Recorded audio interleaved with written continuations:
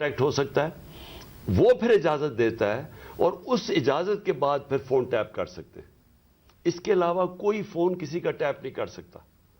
تو پھر میں آپ کو یہ بتا دوں کہ بے نظیر بھٹو کی حکومت 1996 میں جب ہٹائی گئی تو ایک وجہ دی گئی تھی سپریم کورٹ میں کہ بے نظیر کے گورنمنٹ کے دوران فون ٹیپس کیے جاتے تھے بڑی بڑی پرسنالٹیز کے اور سیاسی مخالفین کے اور ججز کے. یہ ایک وجہ دی گئی تھی 96 میں. میں اس سے پہلے آپ کو بتا دوں کہ امریکہ کا بڑا طاقتور پریزیڈنٹ تھا صدر نکسن. نکسن کی واٹر گیٹ سکینڈل ہوئی کیا تھی کہ وہ مخالفین کے فون ٹیپ کر رہا تھا، اس کی وجہ سے اس پریزیڈنٹ کو ریزائن کرنا پڑا. تو آج یہ جو کھلے عام ہو رہا ہے، پہلے تو میں چاہوں گا کہ ڈاکٹر یاسمین سے بات کریں، اس کے بعد پھر میں بات کروں گا. بسم اللہ الرحمن الرحیم. کل دوپہر میں جب یہ آڈیو لیک ہوئی تو میں نے جب وہ آڈیو سنی تو مجھے امیجیٹلی احساس ہوا کہ یہ کس مقصد کے لیے یہ لیک ہوئی ہے. وجہ یہ تھی کہ میں پچھلے 4 ماہ سے خان صاحب کی جو JIT بنی تھی، خان صاحب پہ جو قاتلانہ حملہ ہوا تھا، اس JIT کو فالو اپ میں کر رہی تھی اور خاص طور پہ جو اینٹی ٹیررسٹ کورٹ ہے گجرانوالہ کا، اس میں فالو اپ کر رہی تھی. اور یہ میں نے جب دیکھا کہ یہ کیوں کیا گیا ہے، وہ اس لیے کیا گیا کہ ہمارے JIT کا جب بنا تو اس کا کنوینر جو تھے یہ ڈوگر صاحب تھے جو CCPO تھے اس وقت. اور انہوں نے ڈوگر صاحب نے یہ بات انکشاف کر دی تھی حکومت کے سامنے کہ اس میں 3 لوگ ملوث ہیں.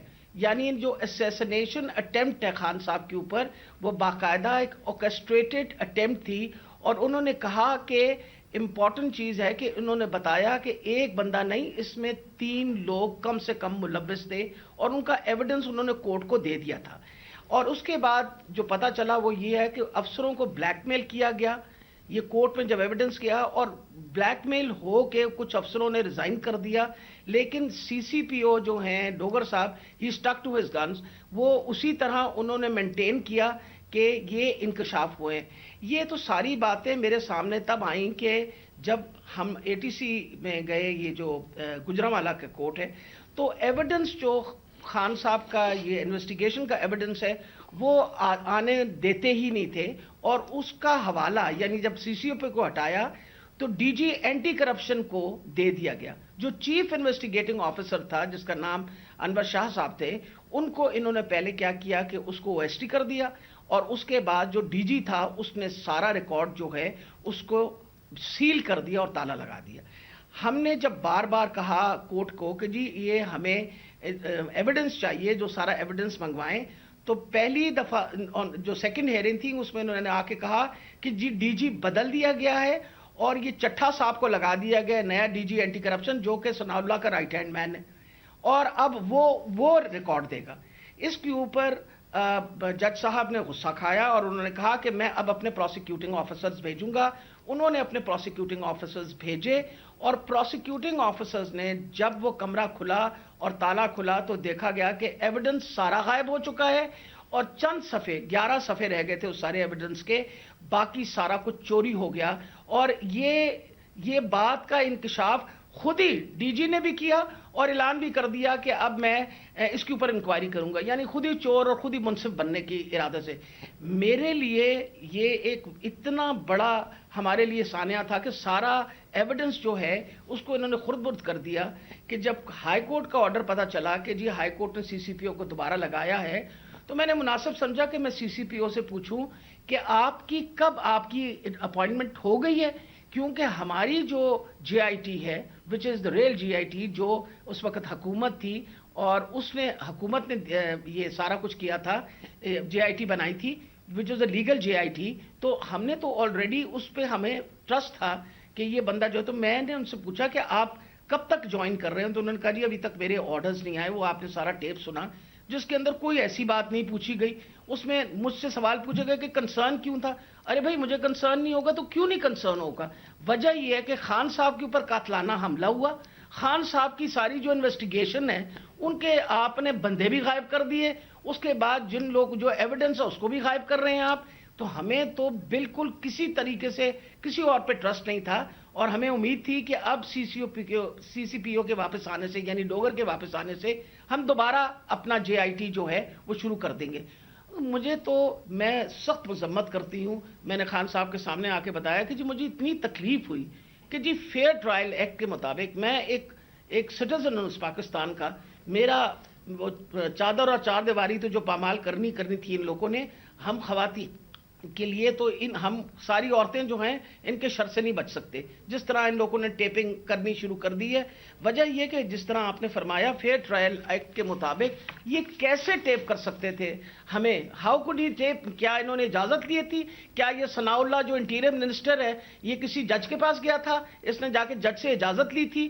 آئی want to know about it. اور میں انشاءاللہ خان صاحب کو بتایا کہ میں کورٹ میں جا رہی ہوں اور میں کورٹ کے اندر سے جا کے یہ. رہنما P T I Yasmin Rashid گفتگو کر رہی ہیں. انہوں نے کہا کہ فون ریکارڈنگ سے ملک کے حالات بہتر نہیں ہوں گے. عدالت کی اجازت کے بغیر کسی کا فون ریکارڈ نہیں کیا جا سکتا. ان ریکارڈنگز کو سیاسی مقاصد کے لیے استعمال کیا جا رہا ہے. کل جب آڈیو جاری ہوئی تو معلوم ہوا کہ کس مقصد کے لیے اسے لیک کیا گیا. میں آج اپنی سپریم عدلیہ سے مخاطب ہوں. 4 مہینے پہلے میں نے سپریم کورٹ کے اندر اسی فیئر ٹرائلز ایکٹ کے تحت میں نے ایک پٹیشن دائر کی تھی، اور اس میں وہ پٹیشن کیا دائر کی تھی کہ ٹیپس نکلیں، آڈیو ٹیپس نکلیں کہ میں جب پرائم منسٹر تھا، میرے پرائم منسٹر ہوتے ہوئے میرے جو بات چیت کر رہا تھا میں اپنے پرنسپل سیکرٹری سے، وہ میری آفیشیل لائن تھی، اس لائن کا ٹیپ کیا گیا، اور جو میری اعظم خان سے بات ہو رہی تھی اس کو ڈاکٹر کر کے اور اس کو ریلیز کیا گیا. اس کے علاوہ بشرا بیگم وہ آفیشیل لائن سے کسی سے بات کر رہی تھی، ان کی بھی ٹیپ کر کے وہ جو ان کی بات چیت تھی، جو کانورسیشن تھا، اس کو بھی ڈاکٹر کر کے چینج کر کے اور 2 دفعہ وہ ریلیز کی گئی. تو میں اس لیے یہ اپروچ کیا سپریم کورٹ کو کہ میرا تو چلے، ایک تو یہ ہے کہ جو ڈاکٹر صاحبہ نے کہا کہ یہ ہمارے فنڈامنٹل رائٹ کی وائلیشن ہے. ہر انسان کا بنیادی حق ہے آرٹیکل 14 کانسٹیٹیوشن میں ہماری پریویسی اور ہماری ڈگنیٹی پروٹیکٹ کرنے کے لیے. آئین ہماری ڈگنیٹی اور پریویسی پروٹیکٹ کرتا ہے. تو ایک تو یہ میں اپنی بیوی بشرا بیگم کی طرف سے کہ ان کا رائٹ وائلیٹ ہوا، میرا رائٹ وائلیٹ ہوا. لیکن اس سے بھی زیادہ اگر پرائم منسٹر آفیشیل بات کر رہا ہے اپنی لائن سے، اپنے پرنسپل سیکرٹری سے، اگر وہ ٹیپ ہو رہا ہے اور اس کو پھر ریلیز کر رہے ہیں، تو یہ آفیشیل سیکرٹس ایکٹ کے خلاف ہے. کوئی بھی ملک کی امپورٹنٹ چیز ہو جو اپنی سیکیور لائن سے بات کروں اور وہ نکل جائے اس طرح، تو یہ تو بڑا خطرناک ہے ملک کے لیے. کوئی بھی پرائم منسٹر کی بات چیت نکل جائے، اور اس کے بعد شہباز شریف کی اور وہ مریم کی بھی کوئی آڈیو ٹیپ لیکس نکلی، اور اس کے اندر بھی اس میں تو خیر اور باتیں ہو رہی تھی. تو میں اس لیے کہنا چاہتا ہوں کہ ہماری عدلیہ کو اس کے اوپر ایکشن لینا چاہیے، کیونکہ یہ تو ایک اب پوری معاشرے میں ایک بیماری پھیل گئی ہے. ہر جب کوئی کسی کو بلیک میل کرنا ہوتا ہے اس کی ٹیپ نکلاتی ہے. سپریم کورٹ کے جج کے اوپر ان کی پرویز لائی کی وہ کوئی ٹیپ نکلائی، اور وہ صرف بلیک میل کرنے کے لیے، کیونکہ اس وقت پاکستان کی تاریخ کا ایک بہت اہم ایشو ہے 90 ڈیز کے اندر الیکشن کروانا. یہ ساری قوم اب دیکھ رہی ہے کہ کیا آئین کے اوپر ہماری عدلیہ 90 ڈیز میں 90 دن میں الیکشن کروا سکے گی یا نہیں کروا سکے گی. اور یہ اب عدلیہ کو بلیک میل کرنے کے لیے کوشش کی جا رہی ہے. اور انٹیریئر منسٹر، ملک کا انٹیریئر منسٹر خود بیٹھ کے ایک فون ٹیپ کی بات کرتا ہے، جب ڈائریکٹ اس کی ذمہ داری تھی کہ یہ ہوا کیسے فون ٹیپ. کیا اس نے پرمیشن لی تھی کسی عدلیہ سے، کسی ہائی کورٹ کے جج سے اجازت لے کے یہ فون ٹیپ کیا تھا؟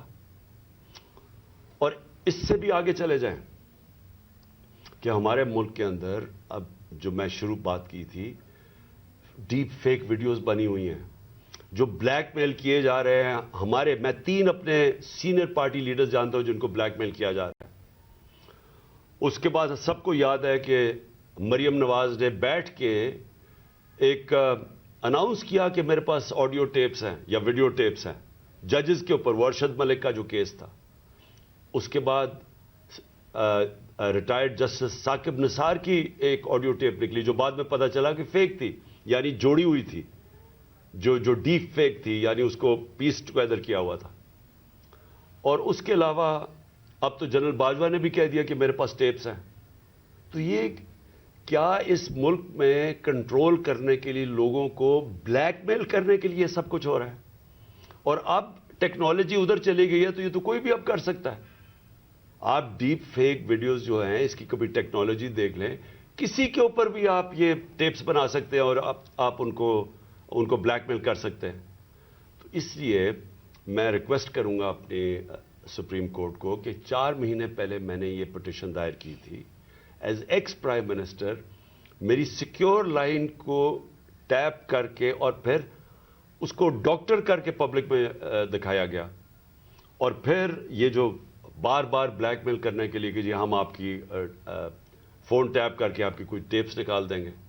اور یہ جو ڈاکٹر یاسمین کا ہوا یہ اس لیے امپورٹنٹ ہے کہ ان کا یہ صرف اور صرف یہ جو انکوائری ہو رہی ہے، یہ جو جے آئی ٹی کی انکوائری ہے میرے اوپر جو قاتلانہ حملہ ہوا تھا، صرف اس کو اب سیبوٹاج کرنے کے لیے کیا گیا ہے. کیونکہ سارے آفیسرز کو انہوں نے ڈرا دھمکا کے جو جے آئی ٹی کے تھے ان کو تو پیچھے ہٹا دیا. جو 2 آفیسرز رہ گئے تھے، جس میں ایک یہ سی سی پی او ڈوگر تھے جو ہیڈ کر رہے تھے انکوائری، یہ رہ گئے تھے جو کھڑے تھے اور عدالت میں جا کے یہ بتا رہے تھے کہ یہ جو فائنڈنگز ہے جے آئی ٹی کی، اس میں واضح ہو گیا کہ وہ جو سارا انہوں نے پہلے سے سازش کی ہوئی تھی کہ جی ایک شوٹر ہے، دینی انتہا پسند ہے، وہ سب خود کچھ ختم ہو گیا. کیونکہ جے آئی ٹی میں عدالت میں جا کے جو فائنڈنگز دی ہیں کہ 3 شوٹر تھے اور یہ پورا پلان کر کے ہوا تھا. تو اس کو ختم کرنے کے لیے، ڈوگر کو ہٹانے کے لیے یہ اب نکلی ہے. جس طرح سپریم کورٹ کے جج کو پریشرائز کرنے کے لیے وہ رانا ثناءاللہ نے وہ نکوالی ہے، وہ جو بھی آڈیو، اب یہ ڈوگر کو ہٹانے کے لیے کر رہے ہیں. اور اس میں جو اصل خوفناک بات یہ ہے کہ انہوں نے اپنے آفیسرز پوسٹ کیے یہاں، یہ جو چٹھا اس کو خاص لے کے آیا اینٹی کرپشن کا ہیڈ بنانے کے لیے، جو ہمارا سخت مخالف ہے.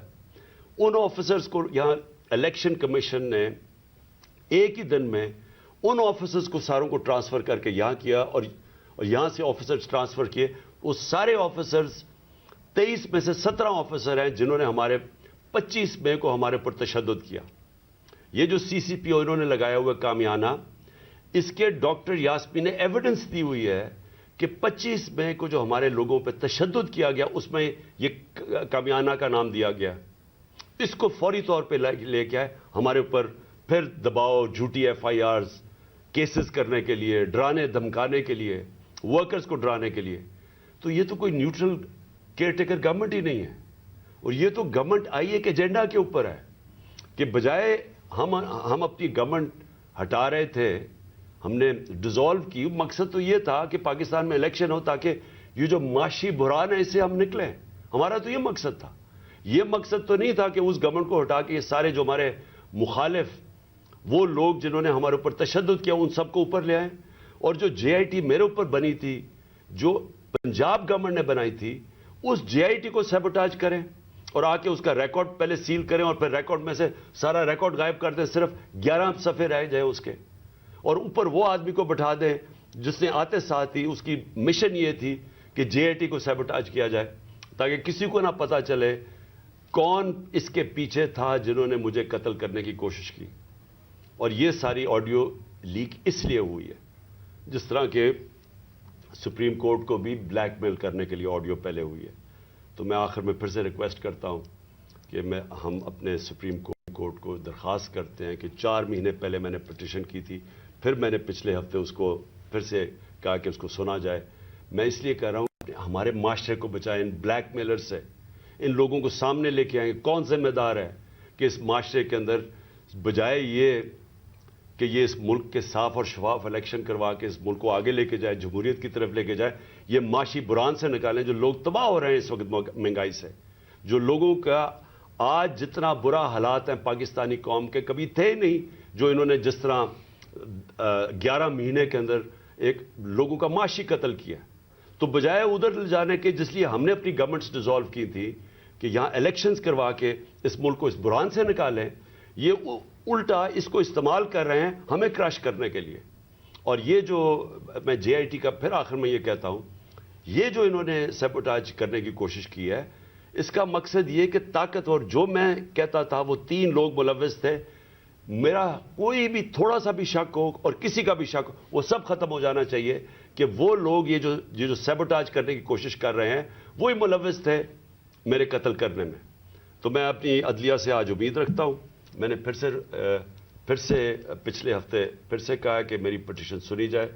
ڈاکٹر یاسمین وہ کل اس کا کیس کریں گی, عدالت میں بھی جائیں گی, جو ان سے کیا گیا, جو فیئر ٹرائلز ایکٹ کے اندر اس کی جو وائلیشن ہوئی ہے. شکریہ.